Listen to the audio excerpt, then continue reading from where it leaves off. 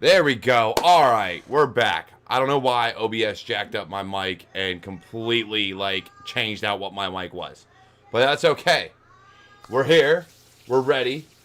And it's me, Cyber Warrior, coming back at you on a Friday night for Security Happy Hour. And this is Cyber Warrior Studios. Now, in case you didn't catch it, we got a whole new website that just dropped today. Today. CyberWarriorStudios.com. And the beauty of it is we are finally reaching the first phase of, really where I want to get to, which is building a community. So, not only on Cyber Warrior Studios YouTube and Twitch will you have my content, but Devil Ray 17 is going to be dropping Devil Ray pen testing. Austin is going to be dropping his security basics, and we got so many more on board that are just, once we get the info, we'll be putting out there. So we are building a community. We are building a single place for you to get all your information. So I am excited for it because finally we are getting to that point. So if you haven't checked it out yet, cyberwarriorstudios.com, that site just dropped today. Now, getting into it, as we always do, we love to do intros here and get to know people because, that's what it's all about. So first and foremost, because of how widely known he is, and he is part of the Bang Bang Panda gang, we're going to start with Foemat down below. Why don't you let them know what's going on, man? How you got here, and really where you want to go? Because, you're the Pandalorian, you're Foemat. I mean, so many different names. First off, what's up, my nerds? How's everybody doing tonight?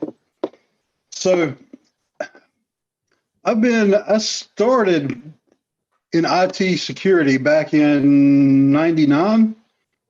So I've been at the game for a while now.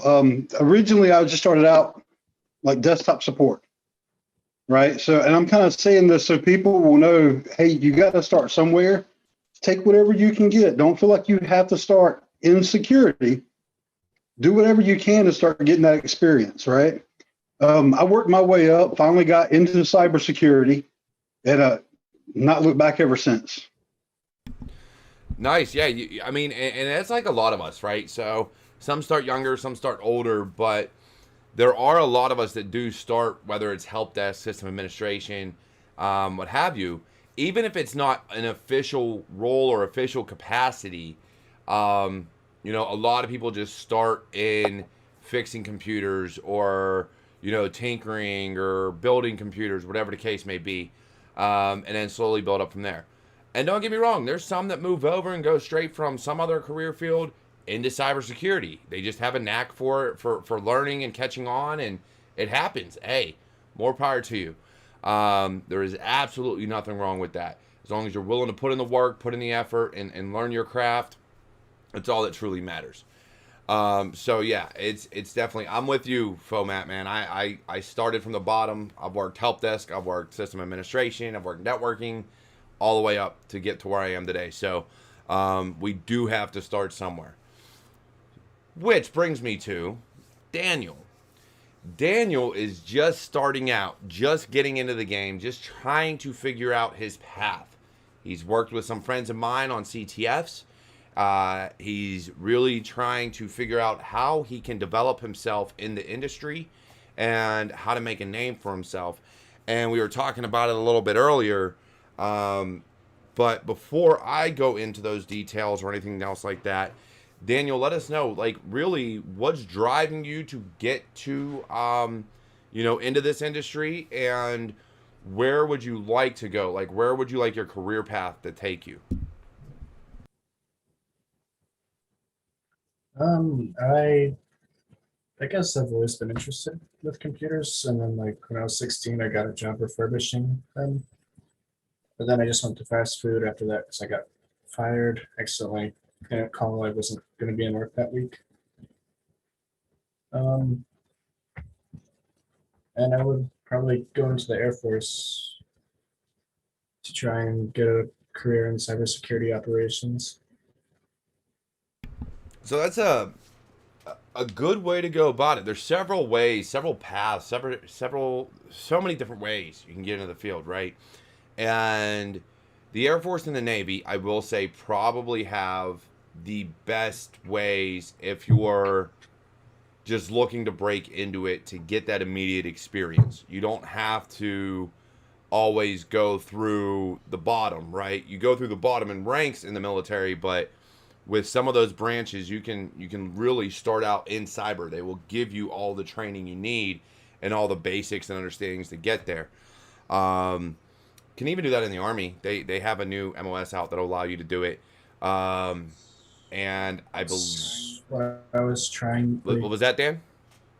That's what I'm trying to do. So, I would go into the military, get my certifications from them, and have a qualification. Yeah, it's again, that's not a bad way to go about it. It really isn't. If you can meet the qualifications, the physical standards, and everything else that's required to make it in the military, it's a good way to get your start. It truly is, and I will never deny that to anybody. Because if you stick to the civilian sector, it can be difficult to work your way up, at least in my opinion. And though I make an effort to help everybody, sometimes you just got to get your foot in the door, and getting that experience, getting those certifications, getting that training, especially in certain areas, then that is ideal. So I have absolutely nothing against that, especially as a veteran myself. Anybody who wants to join the military, I have nothing against it, and I'll help you and give you contacts all along the way. So my question would be for you, what part of security, if you know yet, because with you just getting into it, it may be harder for you to know, but have you looked at the different areas of cybersecurity to truly figure out where you may want to concentrate, whether that's offensive security, so like pen testing, red teaming, social engineering, things like that, or would it be more blue team side where you're looking at analyst work, security engineering, threat intel, and things along those lines? Our common friend, that's a part of the purple team. I'm interested in that kind of field where you're working on red and blue, but that would take a couple years to get into anyways. Yeah, and Foemat, feel free to chime in. I definitely think something like that. Purple team is a combination of the two. It's having an understanding of both sides and bringing them to the table. It's more of an ideology than an actual team, in my opinion.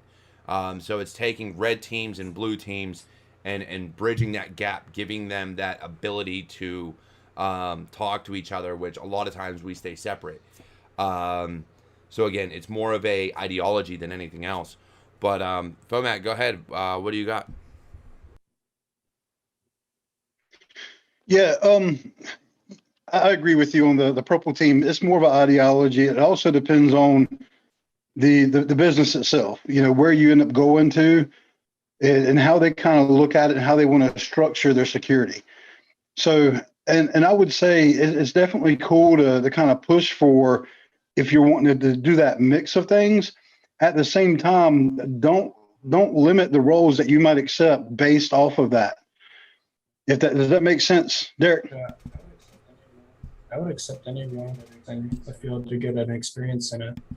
Yeah, definitely, and that's the big thing, right? So you sound a little like me, right? I have a problem with just concentrating on just one avenue of cybersecurity, which makes it difficult because there's a lot of people out there that know more than me in so many different areas. And it's not for a lack of trying on my part, but it's because I get so far into so many different avenues that it is impossible for me to specialize in any one area. So I can talk to web app pen testing. I will never claim to be a great pen tester in web applications.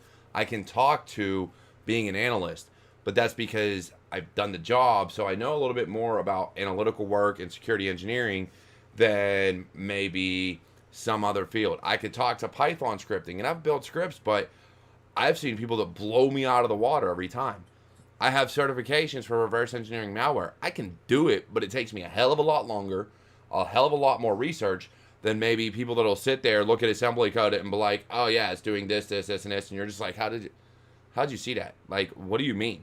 So it's okay when you're getting into it to try everything, to take any job.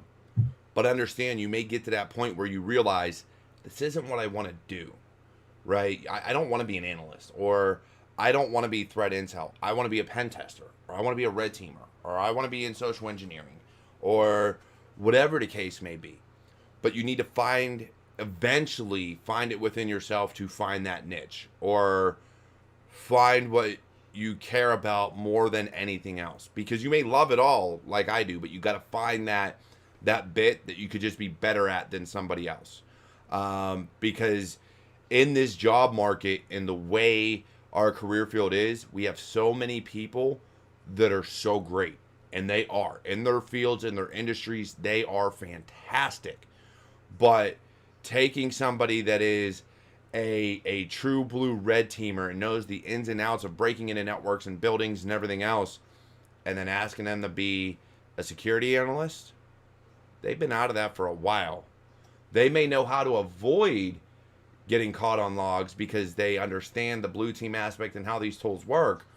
But to actually correlate all those logs and build alarms and rules and things like that and work with EDR solutions, some probably could, but I'd say the vast majority won't be able to. You can't put them in front of a CrowdStrike or a Carbon Black and ask them to configure it or understand what the logs are saying, because that's not their specialty. But to be good at any of these fields, you have to know all, at the very least, the basics of all of them. And I stand by that. I will always stand by that. You have to have a basic understanding of how everything works so that you can find your niche. And yeah, you got the right mindset. Take any job out there. Take whatever they give you that's in security, because then you can find your path. You can find what you want to do, especially when you're first breaking in. So I can't deny that. This one, there you go. This book, they said you would get like system admin or what was the other one? Can't remember all of it, but one of them was system admin jobs when you get a certification. Yeah, that Linux Plus is gold. Linux and security is one of the best things you can do. I got Gregarious Cyber on Twitch that said nice hat there, Foemat. So yeah, Linux is by far, because of how much you can do with it, one of the best operating systems. Don't get me wrong, I'm on Windows now. I use it because I have to do what I do, but I love Linux. You've seen anybody who's watched my channel knows I am diehard. Like, I love ParrotSec, I love Debian distributions, and it's not because I don't like the others. It's because I like what it brings to the table and the different integrations it has. The one thing I will say is, for all those Arch Linux lovers out there, y'all can have that. Arch ain't for me. You can have that, Foemat. If Arch is you, man, you can have it. I pulled up Arch, and I was like, wait, I got no menus. Right click for a menu. Oh wait, there's too many programs. It took up my whole screen. Okay. No, that's Black Arch though, right? Arch Linux is just like Debian, where you've got so many different flavors out there. I won't touch Black Arch. I don't feel it. Now, Manjaro, which is Arch based, I love that to death. I've got that on my PalmBook Pro, and I rock that all day long. And what I did was I set it up so I can get to the Black Arch repositories and easily install all the tools on my Manjaro. And that's butter. Yeah, I think it has to. What was that, Daniel? Install Gen 2. I think it has to do, for me, it's because I play so much with the offensive security distributions, just because I try to be able to speak to them, to people breaking into the field, that those are what I play with, is like Parrot Kali, Black Arch. I think there was like a few more out there for different backends for a while. And for as much as people sit there and say, oh, Kali is bloated, Parrot is bloated, man, I pulled up Black Arch. I was like, I ain't never seen something so bloated with tools that nobody's going to use.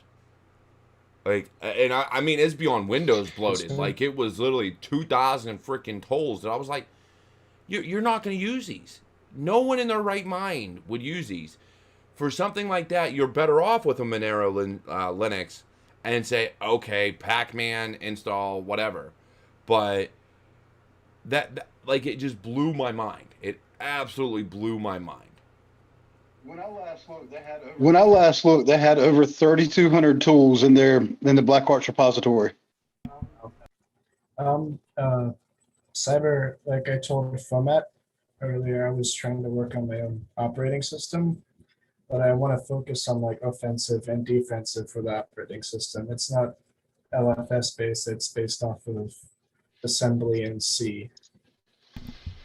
If you can learn assembly in C, not only can you get into offensive and defensive security because you learn the underlying architecture of a lot of shit out there, you can get into reverse engineering and exploit development. So if you're looking for the offensive side, exploit dev is really where you can find your niche, because you can reverse engineer malware while at the same time, especially going into the military, if that's the route you choose, you can make the right friends and put your exploit dev skills to work. So definitely. So I do have a question here though, and I guess it'd be more geared towards Foemat or myself. What you would say to someone who wants to be a manager in the sec field? And Foemat, I'll let you go first on that one. It's funny you asked me to go first on that one, because I have been doing my best to avoid that path as much as possible. I'm a very techie, hands-on type person, and I do get some hope when I look at where I'm currently employed at. We do actually have managers that are hands-on. They're hands-on managers. Then we have senior managers that are more of your typical manager, right?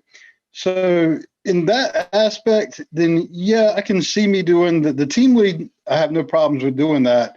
Manager, I might not be the best to answer that question as far as going towards a manager role.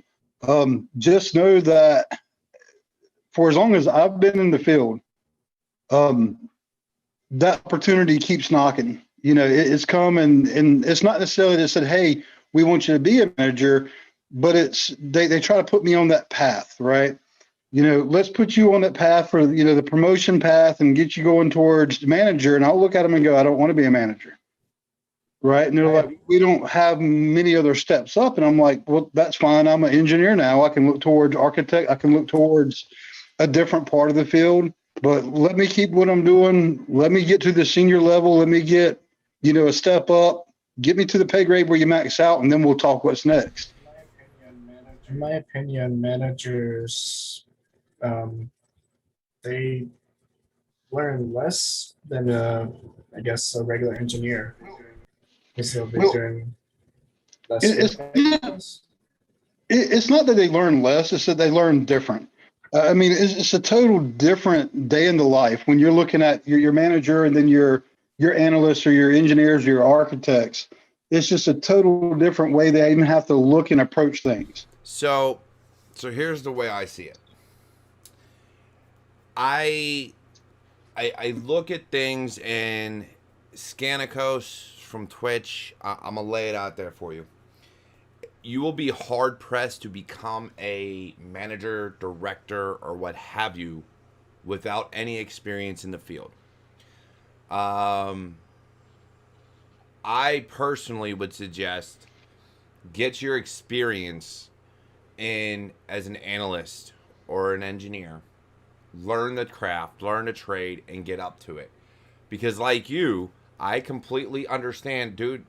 Foemat, come on, man. I got a fridge behind me, so that's it's full. But it's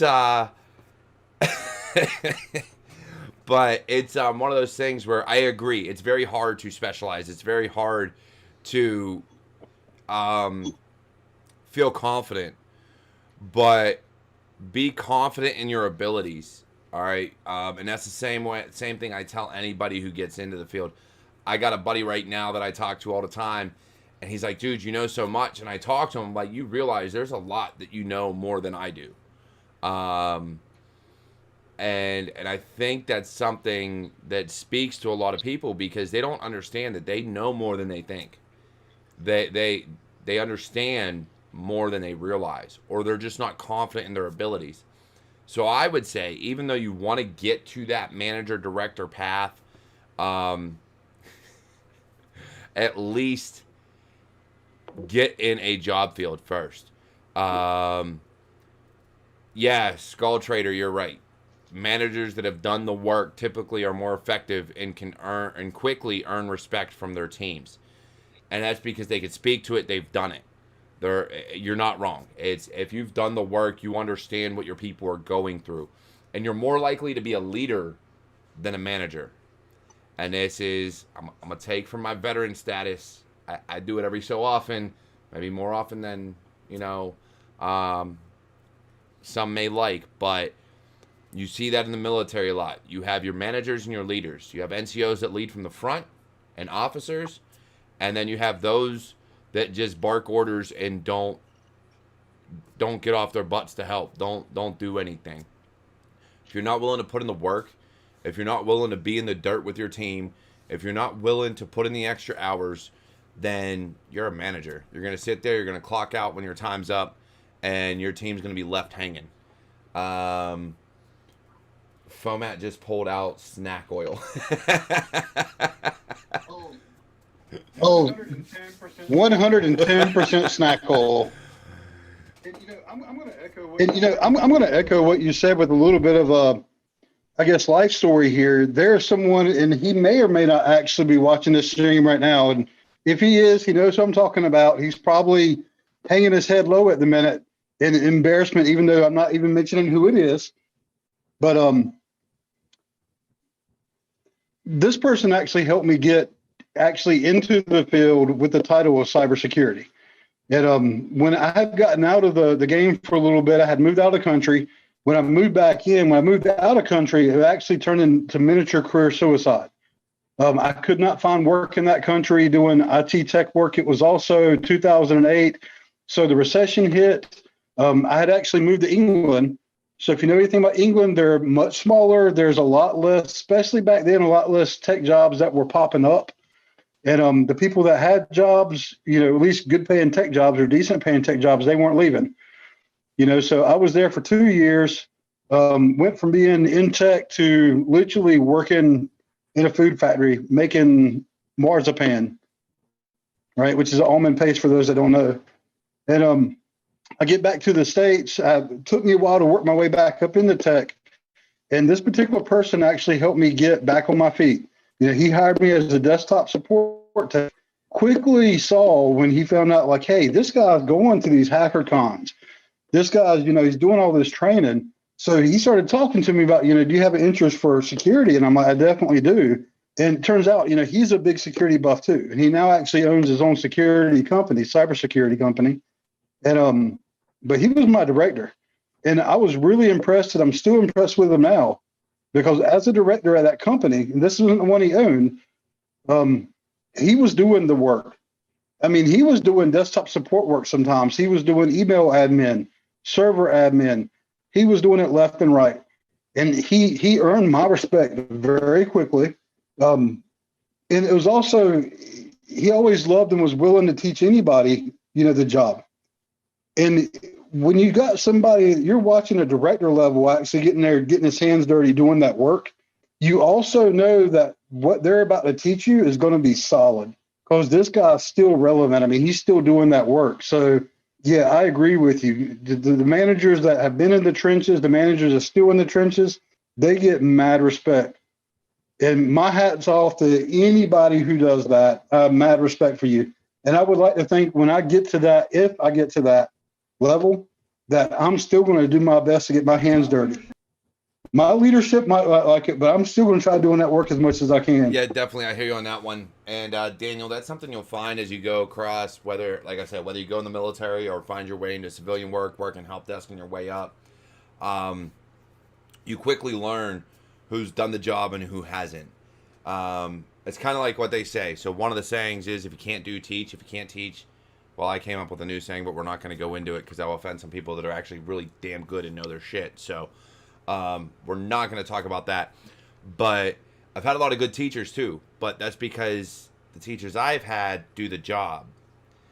But I've seen a lot of piss poor teachers that couldn't hack the job, so they taught the material that they knew, which is unfortunate. And that's where that saying comes from, because people run into these teachers that don't know how to do the job. They just know how to teach material. It sucks because it gives a bad name to those, like a lot of the instructors I've had. Now you're... but, you know, Keytron Evans was an amazing instructor for me when I went through InfoSec Institute.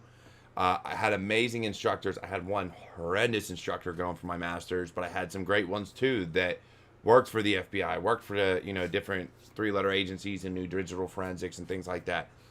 When I was going through my bachelor's, same thing. But I still along the way had these teachers that didn't know the field. And I feel the same way about leaders and managers. There are managers that if they get into the field or what have you, by who they know, so they skip the whole premise of tech work and just get into being a manager, then they lose respect because they don't know the job. They don't know what the people are going through. And when you get to that level, it's all about budget and people.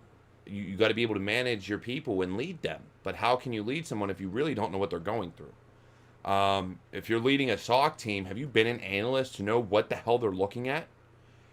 If you're leading an engineer team, have you worked on SIMs or EDR solutions to know what the hell they're doing? Because if you don't, and they tell you they're stressed, and you just keep giving them more and more work, are you really helping them at all?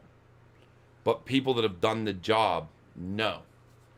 Alpha Cybersecurity, thank you for joining us. DJX Alpha, always a pleasure having you. I got to get you back on this show one day too.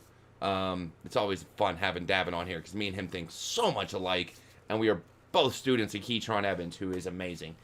But one of the questions that came up in Twitch, once more, is CISP a must-have for senior positions? Oh, there are so many theories on this. So many theories. I will say this. The CISP gives you and gives companies the understanding that you should have an overarching knowledge of security and basic policy, or at least how it should be, how a security policy should be constructed. So it gives you every avenue, though. Physical, network, like everything. You have this overarching understanding of it. Now, is that necessary to be in management? Depends on if you've been in the field or not. If you've been in the field, probably shouldn't be a prereq. But if you haven't been in the field, if you haven't been doing the job, then yes, hands down, I will say you have to have a CISP to get into management. And that's solely based on the fact that you have demonstrated your ability to understand all of the levels of security. Go ahead. Well, actually, I got a question for you on that, and I know there's some ways around it, but in order to get the CISP, you have to have 5 years experience within the domains, right? So that's kind of the catch-22 there, I guess, with what you were calling out. And if you've been a manager long enough in other IT, you can definitely, you know, if you know the right people, you can qualify within the domain somewhere. But yeah, anyway. What are like first few certifications you should be working on? Like, for example, I have Linux Plus, Security Plus, I have CCNA, and a few others. So I will say people talk down to the CompTIA, and don't get me wrong, the military completely, when they adopted 8570, they watered down the CompTIA certs to where a lot of people looked poorly on them because people were handing out answers to the test. Around that time, like test dumps had already been a thing, but when 8570 dropped in the military, it became a requirement to get these to get these certifications. Test dumps like blew through the roof. Like you couldn't spit without like Googling Security Plus and seeing, oh, here's a test dump, here's a test dump. Dude, I just want a syllabus and know what to learn. Like I don't need a test dump. I literally just want to know what concepts I need to understand. It's like everything you search now. It's free version of this, full answers of this. It's never there. Yeah. So what I will say for anybody getting into cybersecurity is you should still have that baseline knowledge of IT. So you should have, an understanding of operating systems and networks. So if you got to get a Network Plus or a CCNA, do it. That demonstrates an understanding that you know what ports are, what network traffic is. You have this understanding. Get a Security Plus, because then port 443, 2280, 3049. I mean, I can go through a slew of them, but at the end of the day, you understand why these ports matter. I have a question. Yeah. I have a question. So for the Network Plus and the CCNA, doesn't the CCNA cover the Network Plus but more? So when I took it, I never took the Network Plus. So I can't answer to what the Network Plus covers. I took the CCNA. And I learned a lot of what you would learn in the Network Plus. But here's the kicker. It is Cisco proprietary. So some companies that don't have Cisco equipment, even though you have a CCNA, they don't care. Because you don't have a Network Plus. And they're using, I don't know, Novell or Juniper or Palo Alto or whatever other company out there. So the CCNA doesn't hold any weight for them because they see it as Cisco proprietary. Net Plus being vendor neutral teaches you the basics of networking. So you don't have to learn the Cisco commands and routers and switches, like their proprietary commands for their equipment. You get an understanding of networks. Then from there, whatever company wants to hire you can sit there and say, okay, I want you to know Palo, or I want you to know Brocade, or whatever other company they're using. So they should, keyword should, put you through the training for that particular vendor if they want you to master that vendor. But having a Network Plus should get you an entry-level job into any network position if it's entry-level. But yeah, I stand by the fact. A Plus, Net Plus, Security Plus, Linux Plus, Pen Test Plus, although Pen Test Plus should probably be the last one you try out of those. They're all baseline certs for those particular career fields. And in pen testing, in security, understanding A+, Net+, and Security Plus benefit you. Understanding those concepts and what they teach, because that's what it comes down to, is concepts. Understand the underlying concepts, then go from there. Yeah, I agree 100% with that too. And hack the box pages can be used for experience. Like if somebody asks, hey, what's your background in security, I guess, reverse engineering? Yeah, for anybody breaking into the field, if you don't have experience, but you have a lot of background in lab environments, hack the box, I would put that as, I wouldn't say, hey, I'm a guru rank on hack the box, right? You don't put that on a resume. But you can put in there, hey, I'm just getting into applying to this position. I don't have any experience, enterprise. But as far as where you may put education or certifications, that's where you put, I have accomplished I'm on Hack the Box and have accomplished X amount of hours or time or labs in this field, whether it's reverse engineering or actual pen testing or whatever the case may be. I personally, and again, someone may think differently than I do, and I'm all for it. I love having other opinions because then it helps shape, what others are looking for. But I would not put Hack the Box in like actual enterprise level experience. I'd put it more towards educational experience of what you've accomplished or certifications or whatever the case may be. It does. If you're looking to get a pen test job, do some ACB write-ups. Exactly. And Daniel, we talked about this earlier. Do some blogs, man. Do some YouTube videos. Do something. You can actually turn GitHub into a web page. If you're going to do Hack the Box, Try Hack Me, Virtual Hacking Labs, and any others, write about it. Yeah, I was going to try and start a YouTube channel. One second. I'm trying to open my Hack the Box page, if that's okay with you.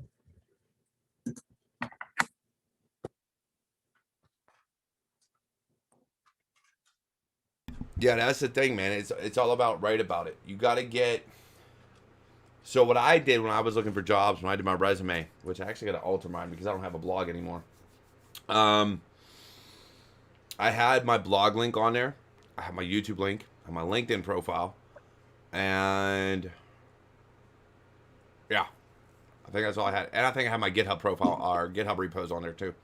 I'm not a great scripter, but figured, hey, you could see at least I'm trying.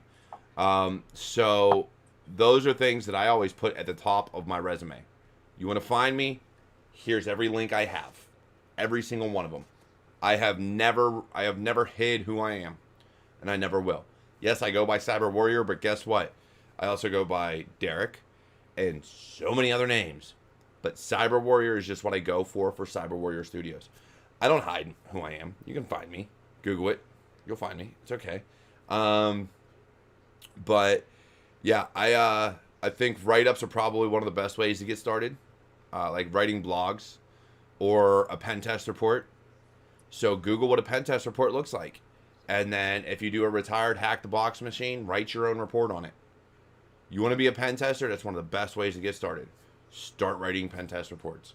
Because that is a soft skill that so many of us are lacking. I will admit it. I can do it, but even I struggle. And it's rough. Pen test reports are brutal because no one who likes breaking into things really enjoys writing about doing it. Yeah. I opened my Hack the Box page to show what I've done, but I'm not really sure where I find all the progress I've done. Well, and that's where writing in a blog comes into play, right?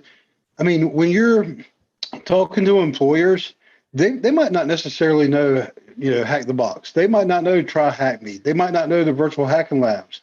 They'll understand that these are platforms that are lab environments where you can go in there and do stuff. But, like Derek was saying earlier, don't put your guru rank or, kind of what your progression is. Instead, you want to have that tangible evidence of what you did. And if you write about it, you blog about it, you do a write-up on it, they can read your write-up. They can look at the steps that you went through that, hey, I did my enumeration, I did my exploits, I did my research to find out what was vulnerable. They get to see your steps, that your thought progress. And as your blog grows, they're going to see that growth for you as well, right? So you're giving them more of a visual.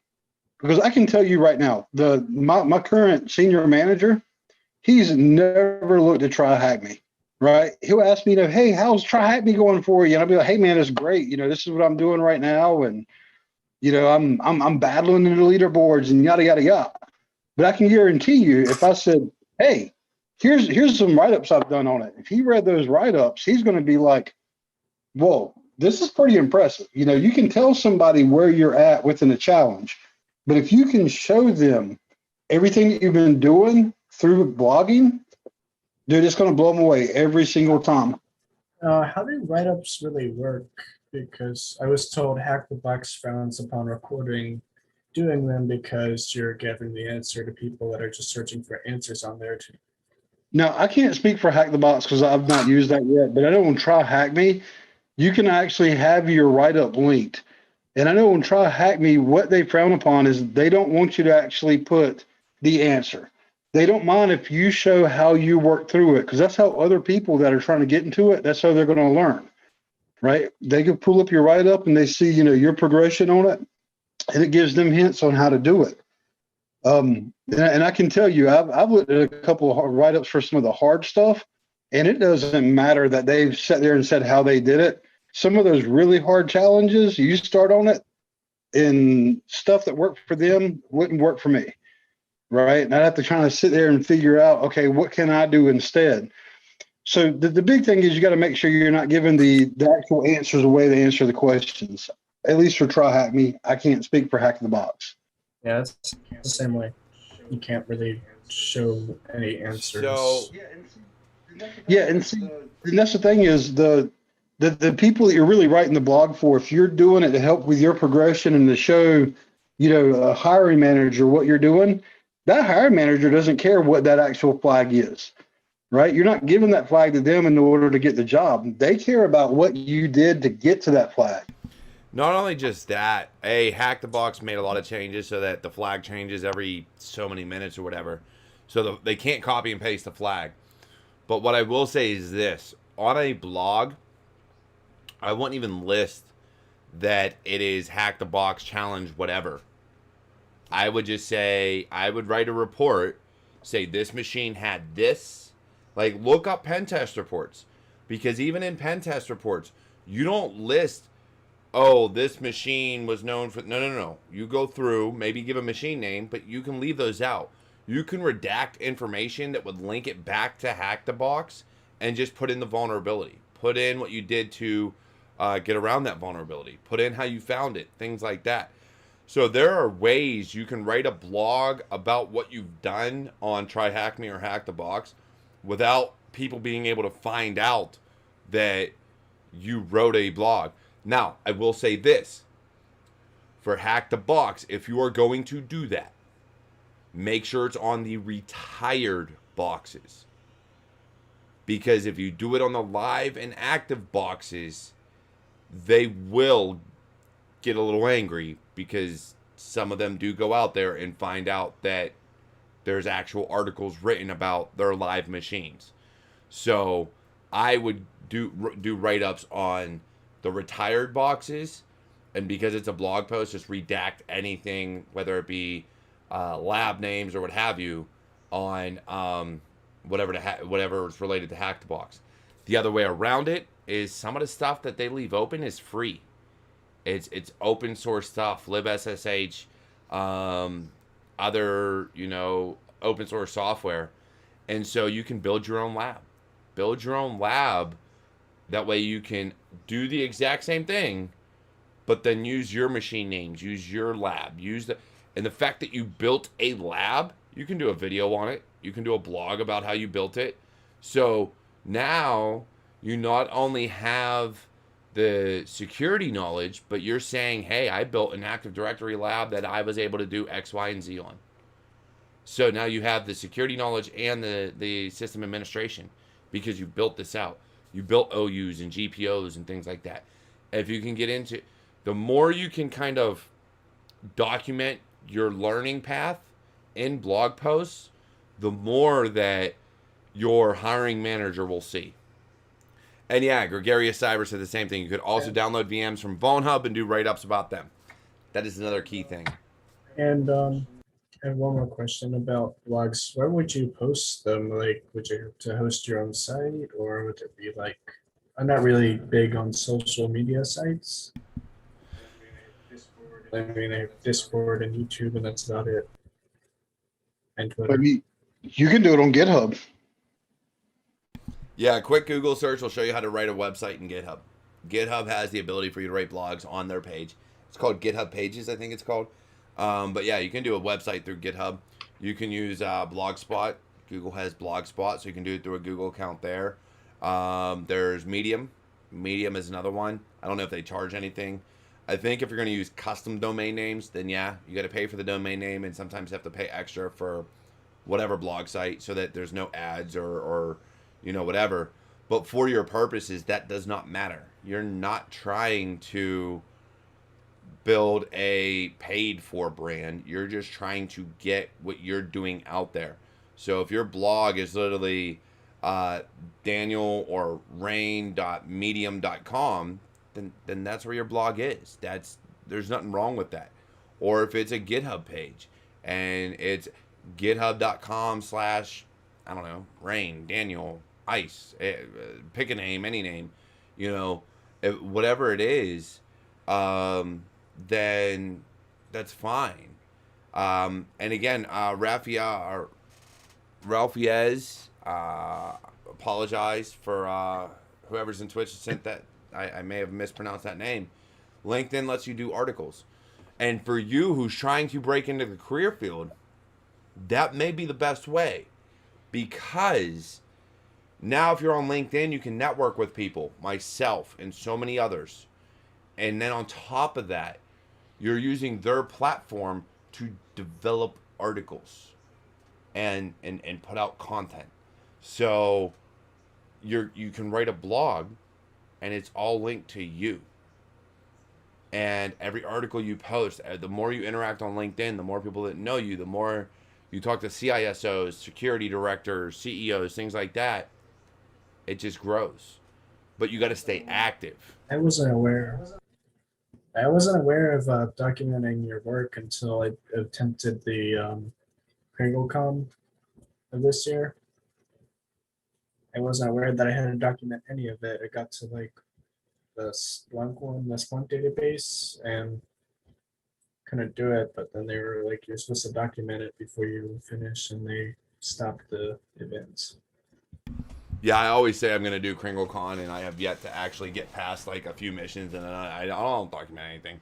I just go through to have fun. And I don't think I do it more than like a day. I get a few challenges in, and then I'm like, I ain't got the time to keep going through this. But it is fun. For those that have time, more power to you.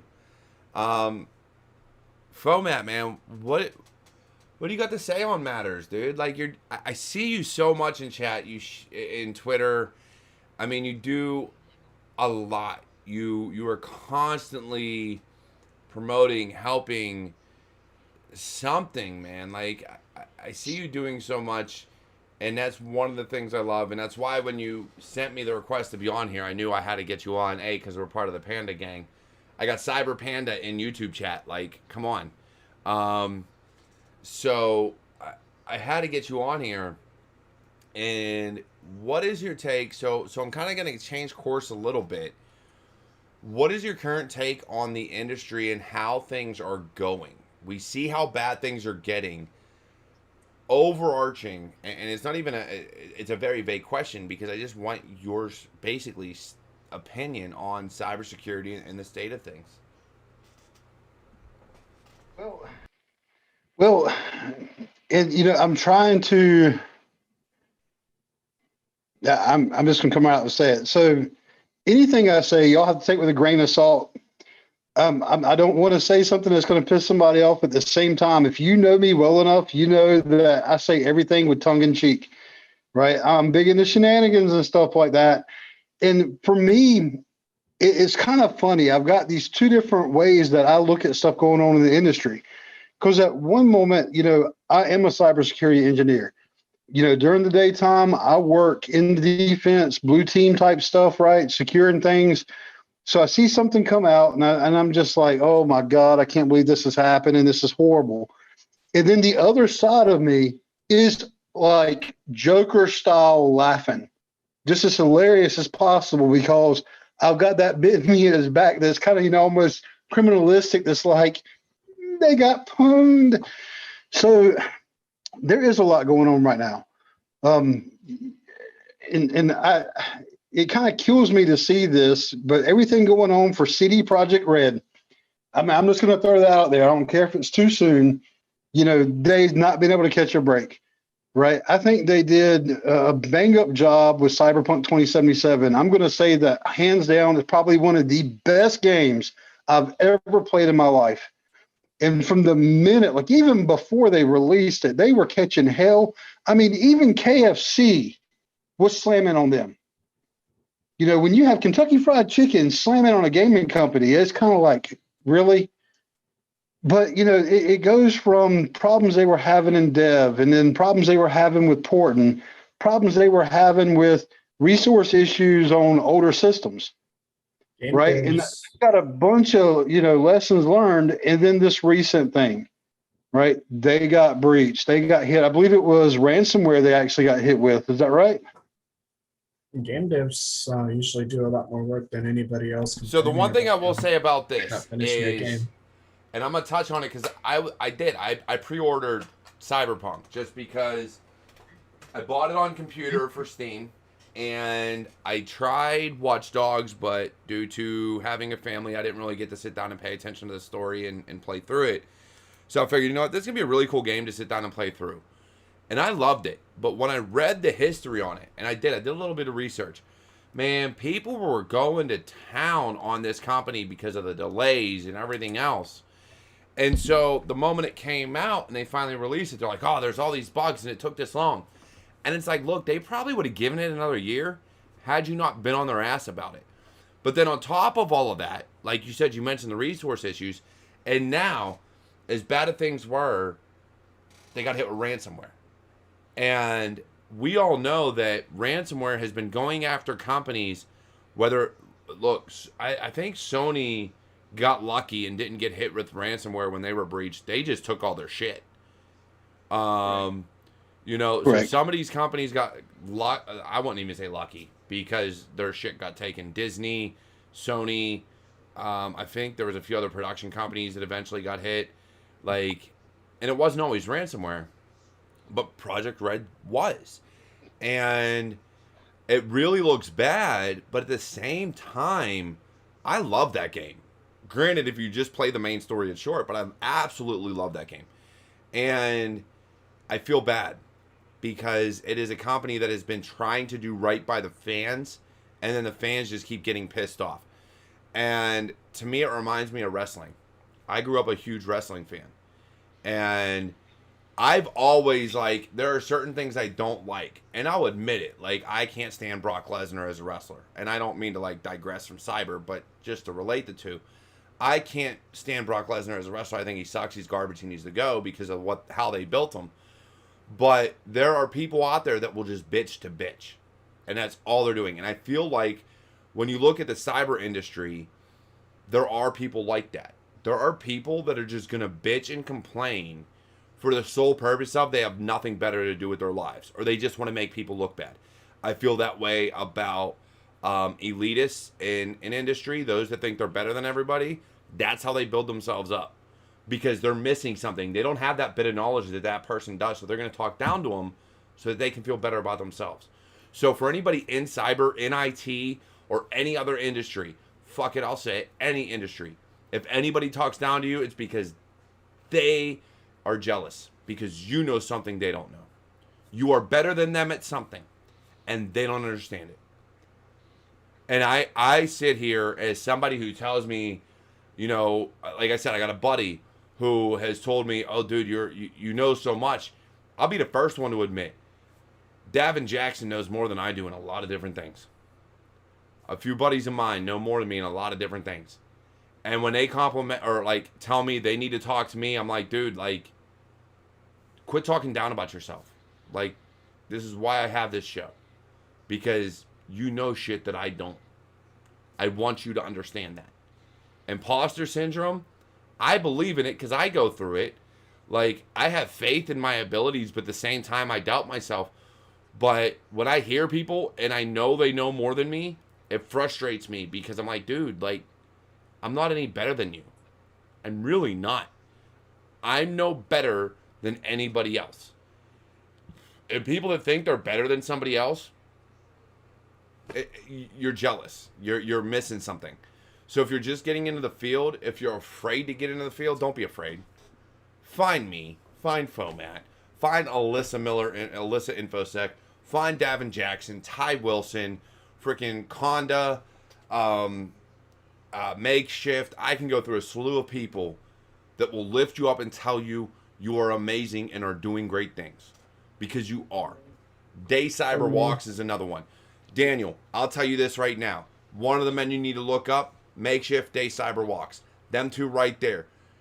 Day is as a sophomore in college, busted his ass to get an internship, and now has more subscribers on YouTube than I do. And I don't hold that against him. I don't get mad. I am happy to see him succeed, because he is doing so many amazing things to make a name for himself as a sophomore in college that other people would be unwilling to do. You don't want to beat him up. Yeah, and just like Derek was saying, I'm more than happy to help anybody in any way at all. You know, I believe my link for Twitter is out there. Feel free, hit me up on Twitter. Hit me up in DM. My DMs are open. You know, let me know. I will talk all day long. And that being said, I got to apologize to Cyber Panda because I owe him some answers to some questions he had asked me. I promise I've not forgotten about you. I'm going to get to it this weekend. That's a big promise. Yeah, definitely. Daniel, just getting in, like I told you today, and it's why you opened up your Twitter again, and I tagged you in some posts. I want to get your name out there. You need to be seen. You need to be heard. I don't care if you go by a handle. I don't care if you go by your real name. At the end of the day, in order for you to get a job, especially if you don't go to the military, the only way to really get people to see you and understand who you are is to get yourself out there. And if it's by a handle, then they don't need to know your real name. You put your that exact same handle every single time on everything you do. You claim it, you own it. That is what you do. And that is why I go by Cyber Warrior, because everything I have that matters is Cyber Warrior. Unfortunately, I battle with the military on it because the Army wants to claim it, but they can kiss my ass.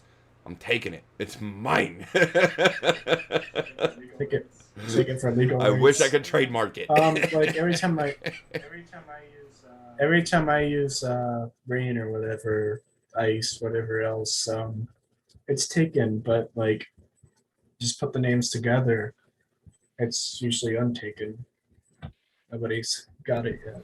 Yeah, definitely. So, I do, guys. Like, I feel for companies. I feel for the state of cybersecurity, because it's unfortunate. Because I look at Daniel coming up, and it is if you don't go to the military, I'm not gonna lie, it's gonna be hard for you to get a job straight into cyber. If you haven't done help desk, sysadmin, networking, something like that, it's gonna be very difficult. I know this. I'm only 18. So I get it. The military will help you out because you'll get the experience. Go ahead, Daniel. I was saying I'm only 18. I'm a high school senior. I get it. That's why I wanted you on here. That's what a lot of people don't realize about me and realize about this show. I wanted you on here because you're brand new. Because I want people to see you, and I want them to know that you're doing what you can to get into the field. You're asking for advice. You're looking for a way ahead. There's not a lot of people that do that. Now, we're seeing more and more try, but so many are afraid. Don't be afraid. Look, I'm going to throw out this again, and I'm guaranteed to do it at the end of the show, too. On my website, CyberWarriorStudios.com, there is a link at the top that says security or show request. That is a request to get on this show. I don't care if you're in high school. I don't care if you're been in the field for 30 years. I don't care if you're in the military. I don't give a damn.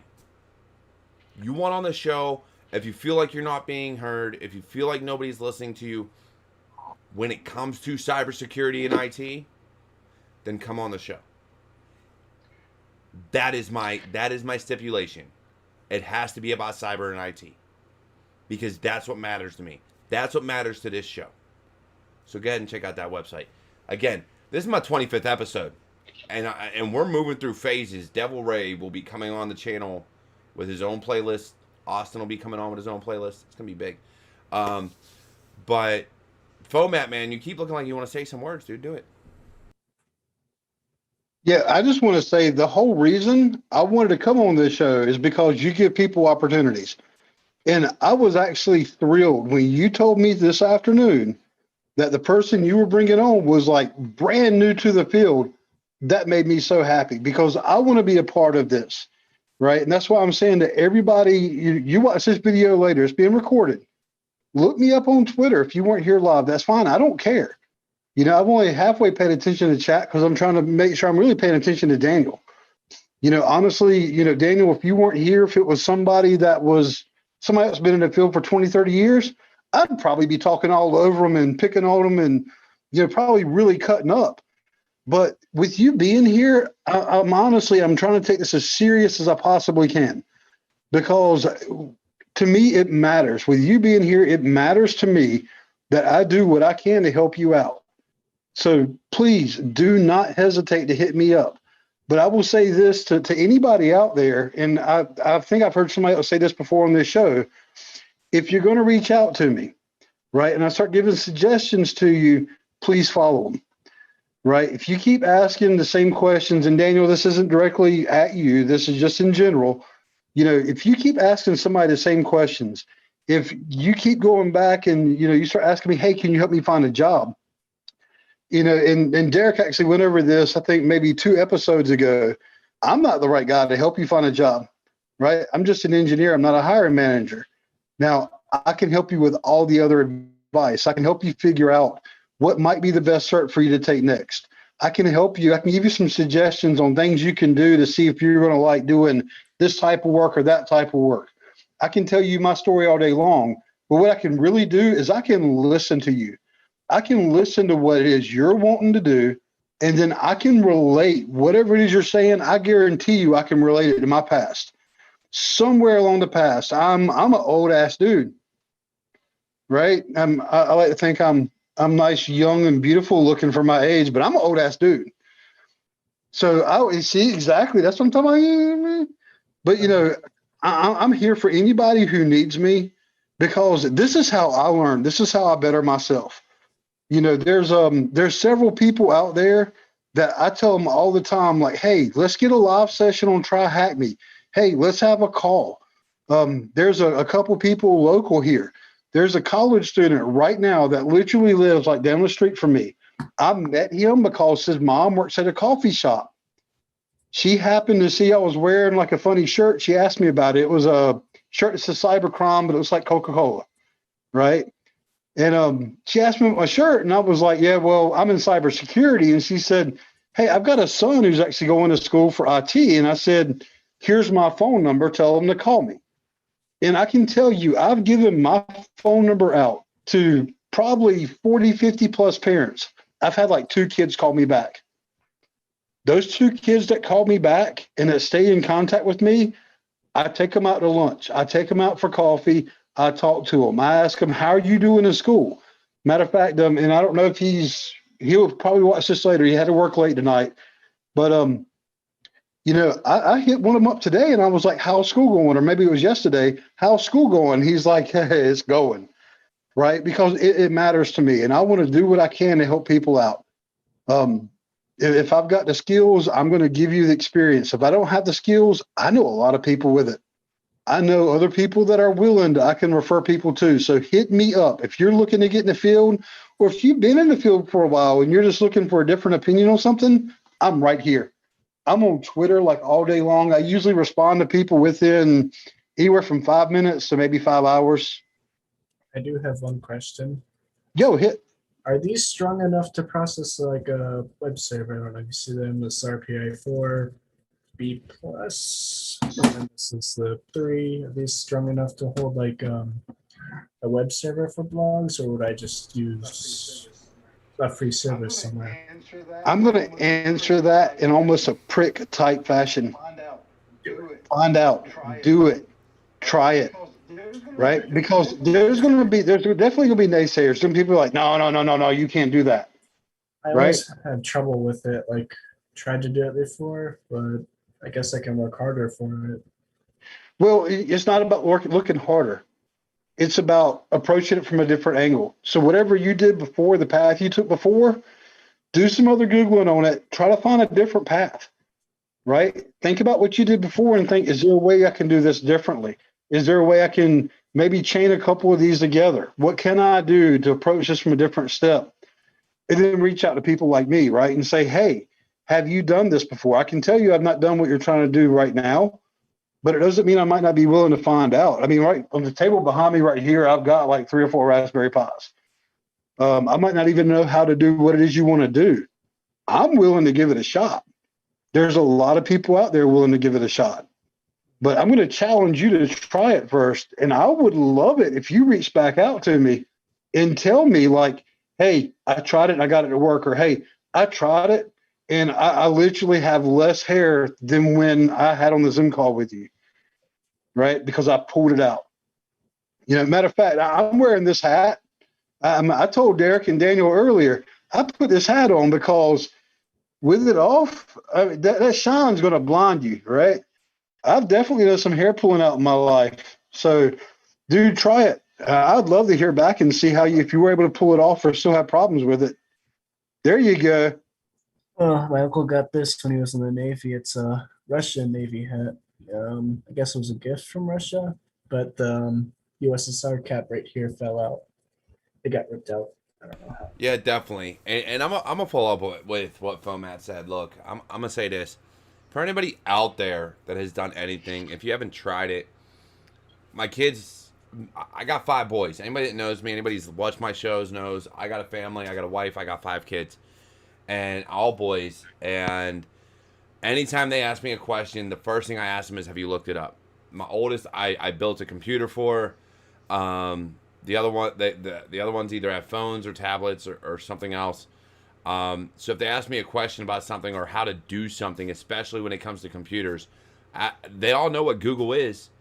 They grew up around phones, tablets, computers, you name it. Have you looked it up?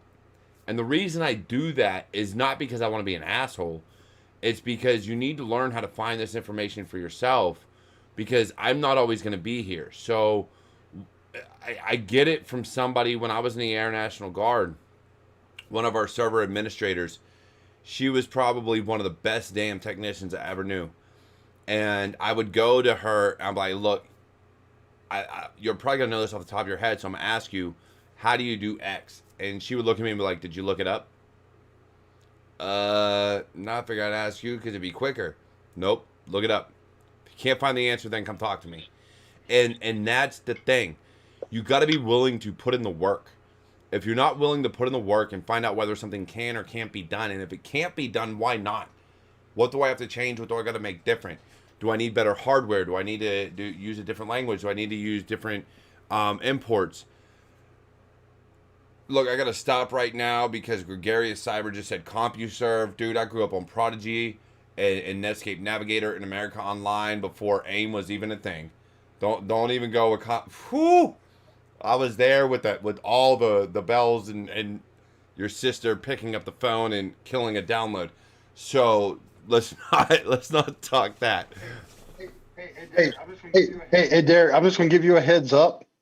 The person that mentioned CompuServe may or may not be old enough to be your dad. He may or may not be a drinking buddy of mine. I'm just saying, if he doesn't remember the others, it's because he forgot about them. Hey, there ain't nothing wrong with that. Look, man. I'm going to pay for that. Oh, you probably will. He's in Twitch. Me. So if you're looking, he's on Twitch. Yeah, I've got him. Oh, trust me, he's probably hitting me up on Signal right now. He's probably trying to have. But look, I love it. He knows. Yeah, he knows I love him. it, man. We got a lot of things here, and dude, he just doxed me. You see that? Yeah. He doxed me. It's okay. You'll be all right. That's all right. I'll get him later. But my thing is like this, right? We all learn differently, and that's one of the things. We're after 11. We're already at 11:10. So I got to end the show. Before I end this show, I will say this. Everybody in this industry learns differently. I cannot learn by watching videos. I can't. It's not in me. I gotta be in front of an instructor, somebody that knows their shit, that I can ask questions to. There's others that can read a book, know it backwards and forwards, and know exactly what to do. There's some that can watch videos and know exactly what to do. We all learn differently. You got to find your path. Me, I'm more hands-on in front of an instructor, somebody that I can sit there and say, hey, what the fuck am I doing wrong? And yes, I have said those exact same things to Sans instructors, to Keytron. I don't think I said fuck to Keytron, but I may have. Like I've said these things because I know that I understand the concept, but I'm doing something wrong. But if you can learn by a video, dude, do it. If you can learn, if you're looking to do cloud or get into web, like pen testing and web services and web app development, man, AWS will let you pen test your own website all fucking day. Go free tier, stand up an EC2 instance. It's free with a basic website and have fun. There's so many ways that you can learn and grow. Daniel is new to this. I tell you right now, as a vet, my hat goes off to you. You want to join to the Guard, you want to join active duty, you want Air Force, Army, Navy, Marines, I don't give a fuck. Do it. Have fun. Enjoy it. Foemat, as far as you're concerned, you keep doing the amazing shit that you're fucking doing. As part of the Panda gang, you have put out so much shit and have supported me in ways that a lot of others haven't. I don't know how you see my tweets. I say the same thing about you that I say about Kim Crawley, who I swear she has that bell fucking clicked for every time I tweet something.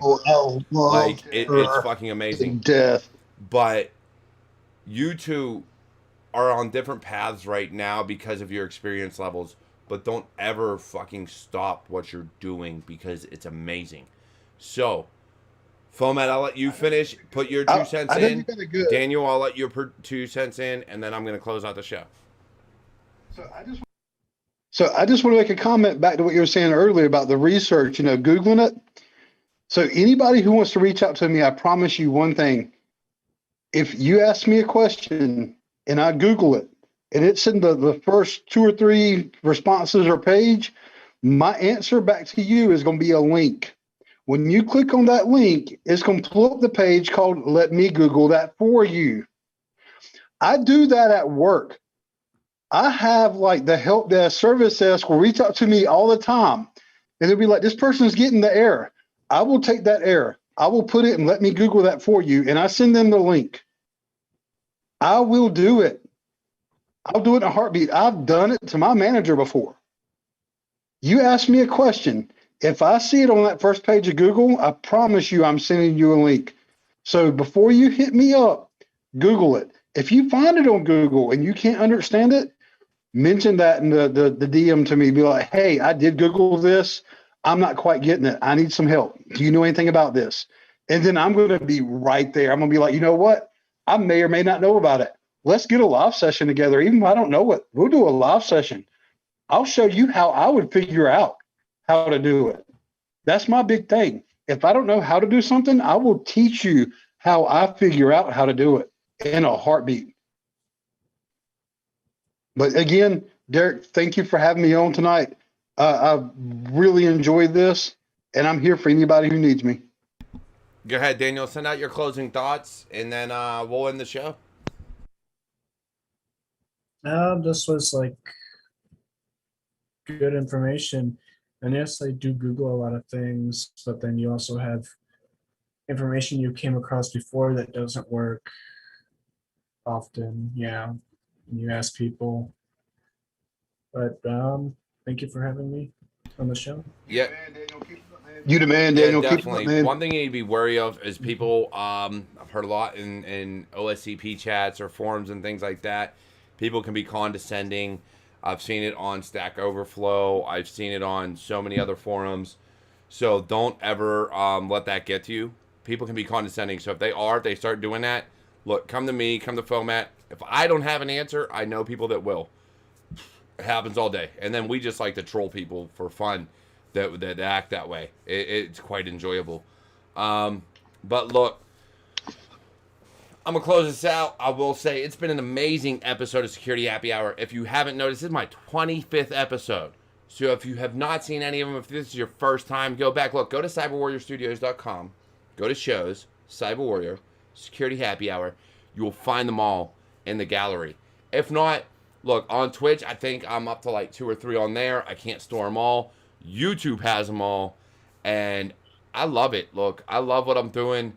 I love the community we're building. Foemat, thank you once again. Daniel, thank you for reaching out and being on here. Any way you want to support me, I'm on Patreon. I'm on Buy Me a Coffee. If you want to support the show, support what we're trying to do, and support the community that I'm trying to build, go ahead and take a look at those. Other than that, this has been Security Happy Hour, and I will catch you all next time. Great meeting. Thanks, everybody. Bye. Great meeting. Thanks, everybody.